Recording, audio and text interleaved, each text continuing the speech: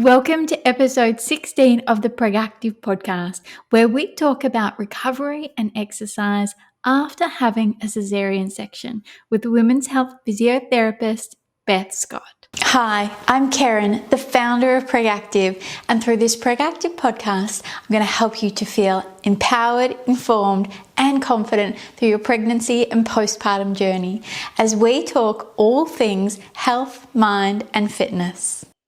And welcome. So I am so excited to be here with our women's health physiotherapist, Beth Scott, talking about caesarean section recovery. It's a huge topic. Lots and lots of women either have a caesarean, either planned or an emergency. So they're going through their pregnancy not knowing whether they're going to end up with a caesarean. So really important for all pregnant women to have these tools and tips that we're going to talk about, but then obviously applicable to women who have had a caesarean and are interested in optimizing their recovery. So welcome, Beth. If you want to just give us a brief introduction, because Beth has actually been in previous podcasts, so make sure you head back, listen to our running in pregnancy and post-pregnancy podcast with Beth, and also our pelvic floor examination podcast. But just a quick intro into who you are, Beth. Yeah, so I'm Beth. I've been a physiotherapist for now 13 years, and I've got a special interest in pregnancy and postpartum and work very closely with women across their pregnancy, motherhood journey. I work both in private practice in Melbourne and one of the major private hospitals in Melbourne on the maternity ward. So, I'm really looking forward to talking about this topic because I see it all the time. Exactly. Perfect. And I think one thing leading into this is talking about pelvic floor, because there is a myth that if you have a caesarean section postpartum, you don't have to worry as much about pelvic floor. Yes and no. I think it's obviously really important that we always focus on the pelvic floor, particularly in pregnancy, because pregnancy is what can lead to pelvic floor dysfunction as opposed to the birth itself. So if you do have a Caesar, yes, technically you're at lower risk of pelvic floor dysfunction.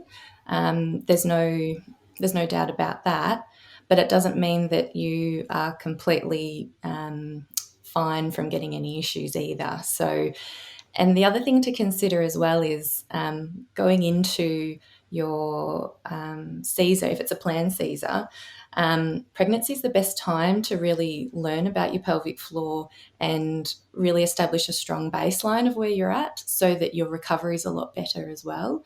Trying to learn it after a Caesar is really tricky. So getting in early during pregnancy is really beneficial if you know that you're going to have a Caesar anyway. Yeah, definitely. Perfect. So hear that, ladies, do your pelvic floor exercises. Really important. So obviously the wound is a big topic and something a lot of women who have a C-section are interested in optimizing the healing process of that. Yeah, so it really starts from your time in hospital and those early few weeks when you get home. Depending on the type of dressing you've been given by the hospital obstetrician, the choice that they've used, depends on sort of how you approach your care. The really big one is trying to keep it dry and really trying to keep an eye on the basics of making sure there's no infection or anything like that. Generally leaving it alone and trying not to poke around it too much is key. But there are some little things that you can do that some obstetricians that I know recommend, such as silicone dressings, and they come in different forms, and depending on the type that you're using will sort of dictate when you can start using that. They're generally more tailored towards your mums who are prone to keloid scarring, which is basically a response from the body that goes overboard in producing cells, and the scar can become quite thickened. So if you know that you've had that sort of scarring before, or basically a thickening of scars, it could be something you could discuss with your obstetrician at the time, and you can get them at most pharmacies.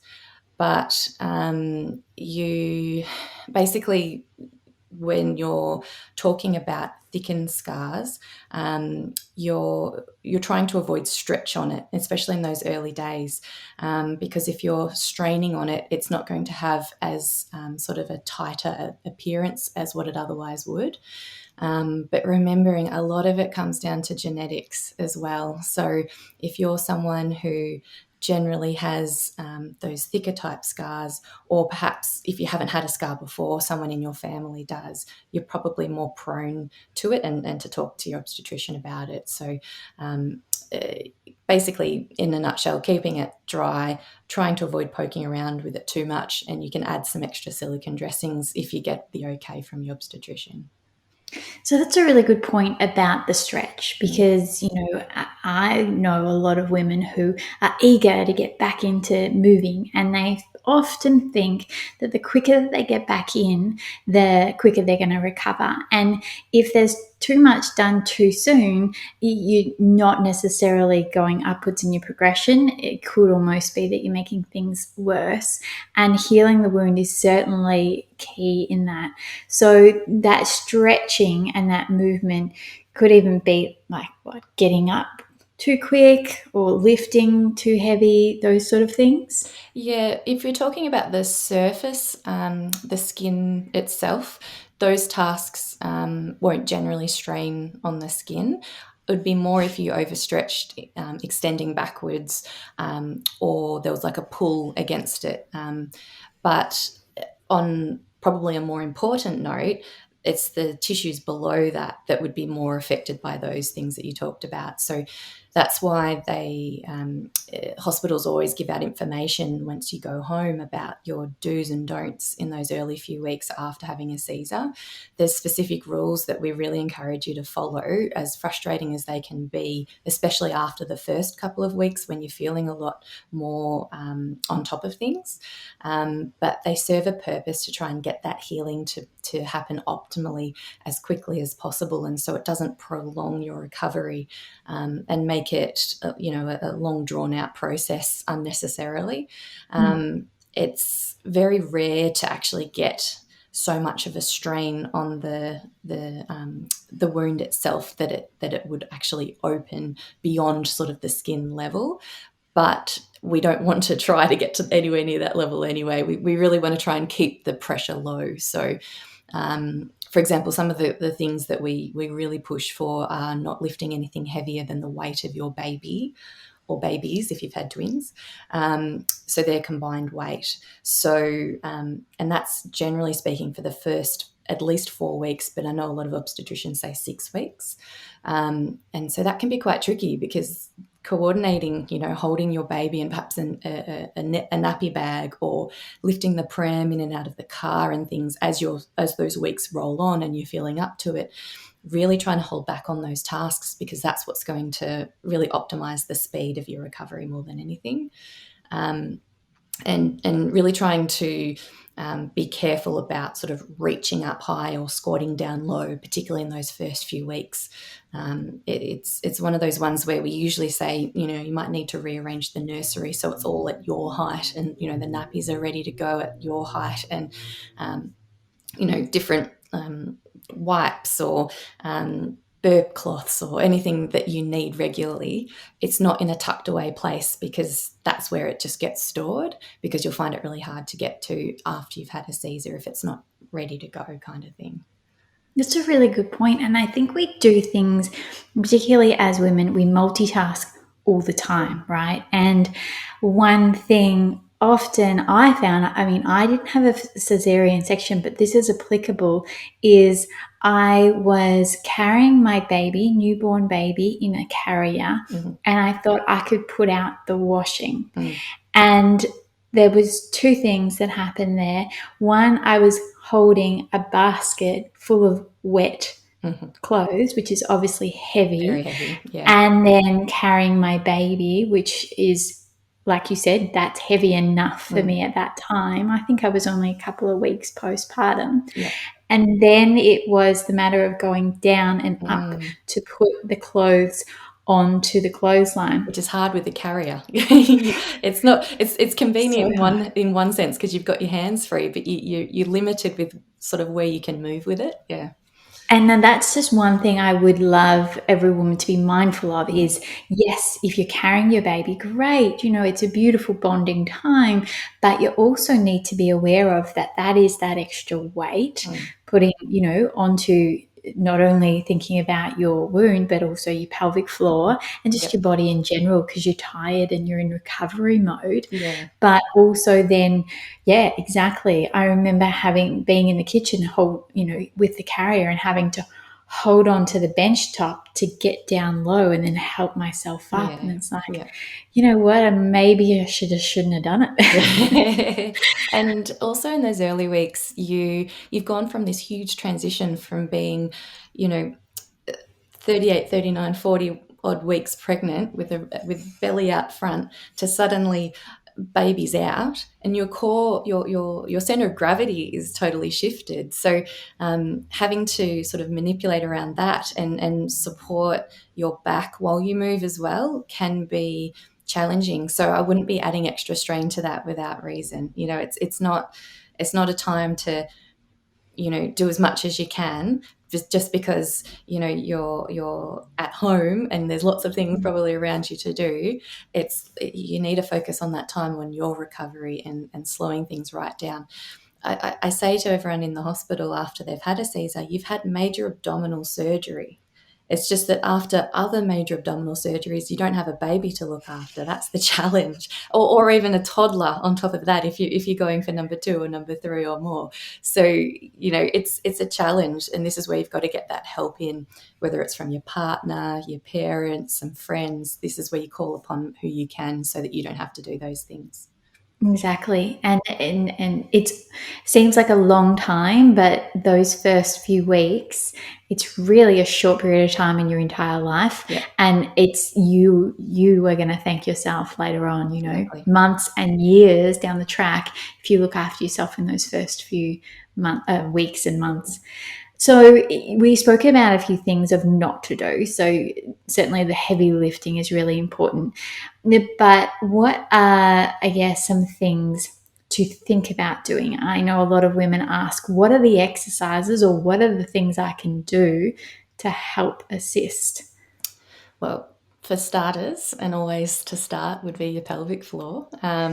So doing activations right from when you're in hospital, you're allowed to start doing pelvic floor exercises as soon as your catheter comes out. There's a great opportunity to get into a good rhythm of doing your exercises and creating some good habits, or hopefully continuing on your habits from when you're pregnant. But once that catheter's out, which is the key thing, starting your pelvic floor exercises would be the first and foremost thing to do.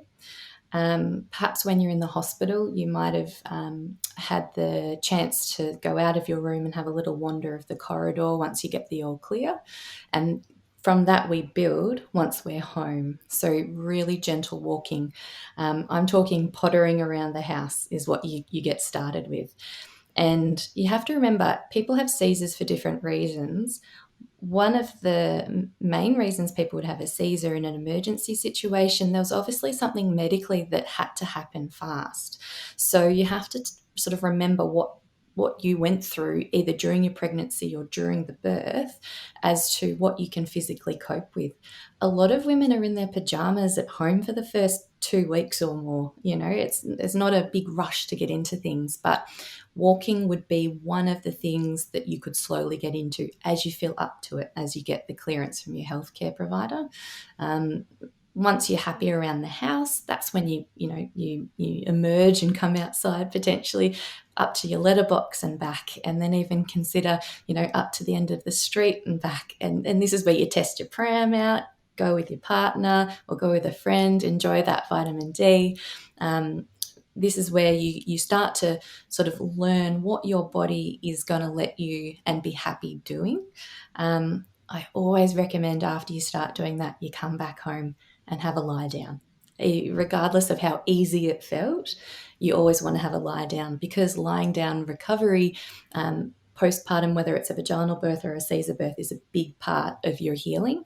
And it can mean that you recover faster so you can get onto that next walk, perhaps the next day, and see how far you can sort of travel. But there's no, I know I often get asked, oh, so week 2, week 3, week 4, how far can I go? It's so variable, again, because there's so much difference in people's pregnancies.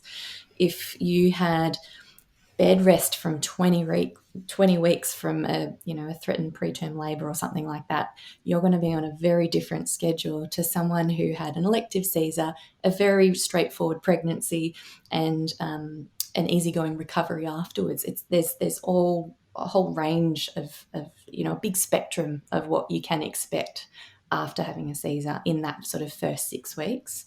I wouldn't really venture too much further other than potentially some gentle core activation exercises. So that's where people often talk about, alongside their pelvic floor, some gentle drawing of the belly button to the spine, just something to help activate that tummy again, to feel like you've got some support around the midsection once your pain settles, so that you can do that. And there's no rush. By trying to force that exercise when you're sore, it's really not going to get you anywhere. So give yourself that time afterwards, and that's basically what I usually recommend in that first 6 weeks. It's pretty simple because you've got a lot of other stuff to do. Okay. Exactly. And that's the thing.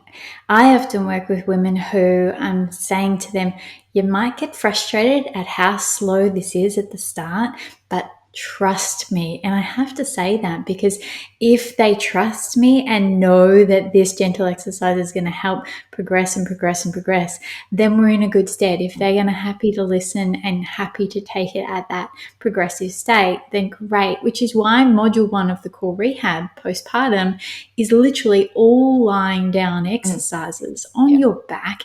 It's so gentle. The cueing is so about a really slow activation, gentle, and maybe, work really slow with a leg slide or some pelvic tilts.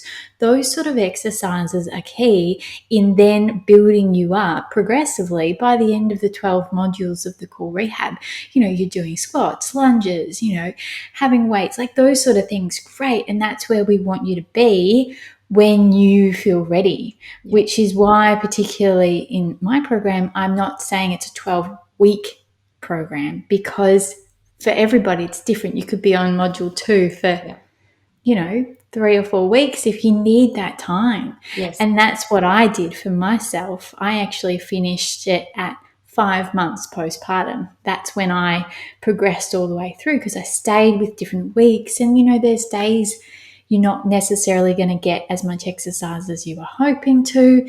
And you've just got to take it all in, because like you said, you got a baby as well as having this recovery process. So it's really important that you look after yourself. On that note, sleep is such a huge factor in all of Huge. this, isn't it? So if you're up all night and really, doing it tough in those early weeks, which a lot of women are, it's really hard to expect your body to turn around and do certain tasks and movements with great fluidity and control and things afterwards. So you got to just pace yourself a little bit, and not force yourself through it. It's a bit like, when you weren't pregnant before you conceived, that, if you weren't feeling well, if you were sick, you wouldn't go exercise really, and work up a sweat or anything like that, knowing that it would probably set back your recovery of that illness. It's the same thing after surgery. It's the same thing after birth. It's the same thing to let your body. You've only got a finite amount of energy, and if a lot of it's getting zapped from your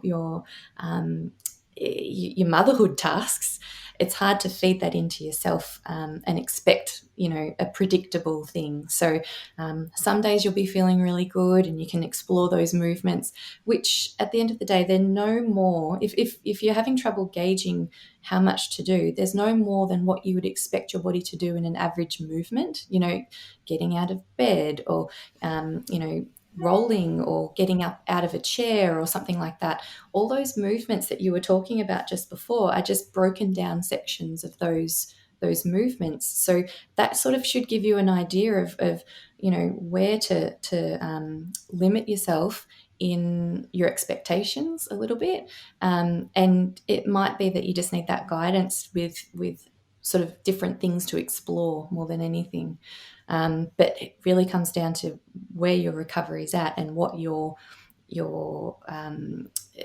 what your pregnancy and birth looked like, and what your expectations are afterwards are often dictated by that particularly.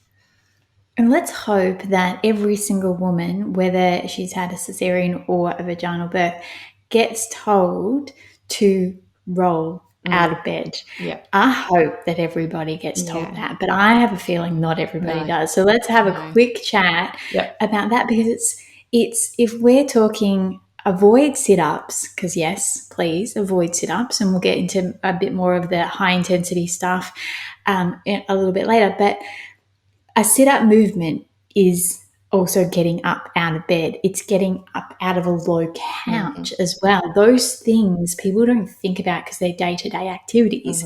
But that sit-up motion is something to really avoid, particularly with a cesarean scar. Well, in my work at the hospital, I go through basics like this because sometimes it could be once you're in in hospital, you've got potentially the electric bed that goes up and down. It does it for you. You kind of don't realize until you get home and think, oh, how do I do this now?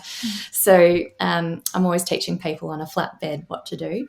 And it really is what we call a log roll. So you've got to keep your torso and your pelvis in one unit and using your legs and your arms to roll yourself over. It could be grabbing onto the bedside table if you've got that next to you, repositioning your shuffling your bottom across so you've got space to roll onto your side.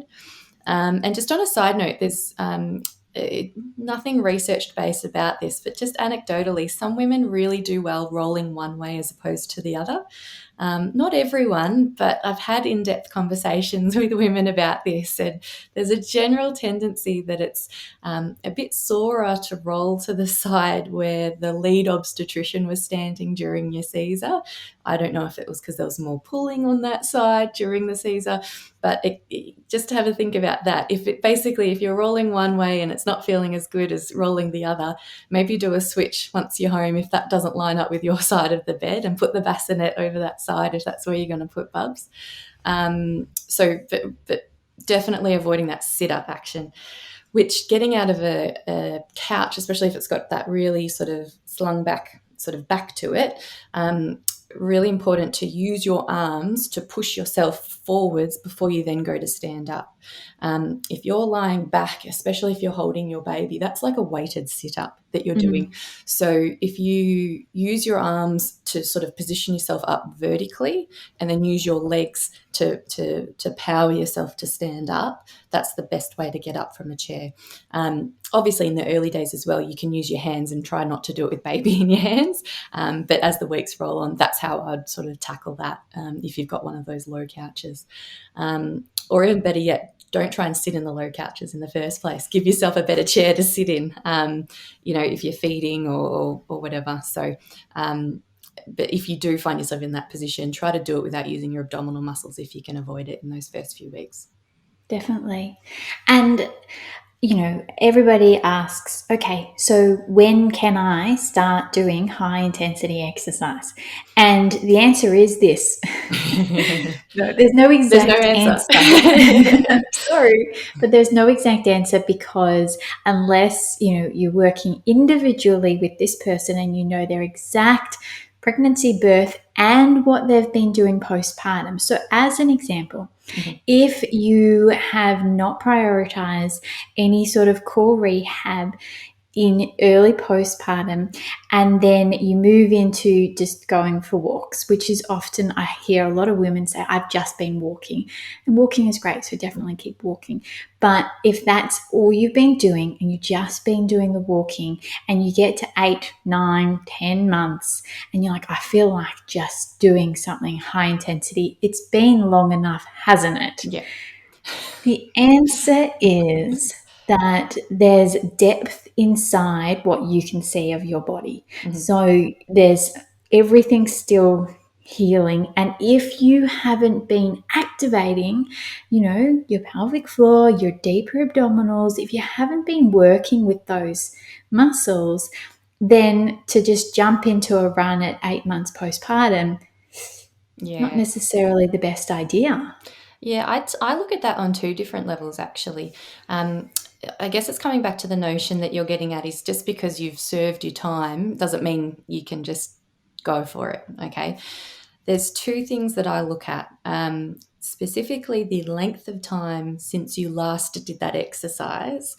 If you can imagine, if I just put aside all of the pregnancy, postpartum, women's health, pelvic floor stuff that I'm obviously really passionate about, but if I just take it on a face level, if you think about it, you are setting yourself up for some sort of an injury if you just launch straight into exercise without prepping your body. So if you're talking about wanting to start, there's a lot of programs like Couch to 5K that I've heard of, and a friend might say, "Oh yeah, I run. Do you want to come with me? Let's get into it. It's been ages. We should do it." You're just sort of setting yourself up for things like shin splints, knee pain, low back pain, foot ache, all sorts of stuff, and that's without taking into account your pregnancy and birth. So if you haven't sort of conditioned your body, you're really susceptible to injuring yourself, and that's just from a body load perspective. So your body's only going to be as good as what you've trained it to do. So you've got to build those things up slowly. And that's why when I assess women, I don't look at just the women's health stuff. I'm also looking at ankle range of motion, calf strength, glute strength, cadence, so running technique, footwear. There's a whole lot of stuff to think about. But if we go back to more the essence of what I know you're getting at with that question, the pelvic floor and the core work are key with this. If you haven't built that back up after your pregnancy, even though the healing has occurred through the Caesar itself, just because you have potentially no symptoms of pelvic floor dysfunction, such as incontinence or heaviness or pain or anything like that, doesn't mean your pelvic floor is capable of dealing with running, for example, or dealing with heavy weights or doing strength training or HIIT training or something like that. So you could have a weak pelvic floor and you get straight into those exercises, and you could create a pelvic floor dysfunction without even realizing it. And you don't have to be symptomatic to fall into that category, is what I'm getting at. So this is where I usually recommend to women, especially if they work at those high levels, they get a pelvic floor check by a physio, or at least get their obstetrician to sort of assess to see where they're at, because we want to go into a lot of depth and detail about the pelvic floor function before you launch into those big tasks for the body.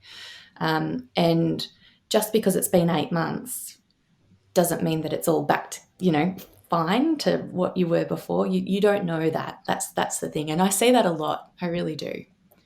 Because if you've been doing just walking, you haven't really been challenging it with pelvic floor exercises. So we can't really expect the pelvic floor to be amazing. We've got to train for it and work for it.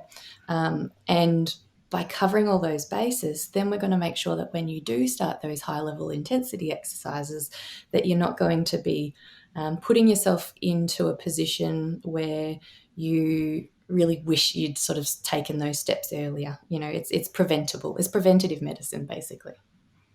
Yeah, exactly. And a lot of people, go into these high intensity with a short term vision because they want to lose weight quickly, or, by 12 months postpartum, they want to, feel back to where they were pre-pregnancy. But the other thing to be mindful of also is, what is your long-term vision? What is your long-term goal?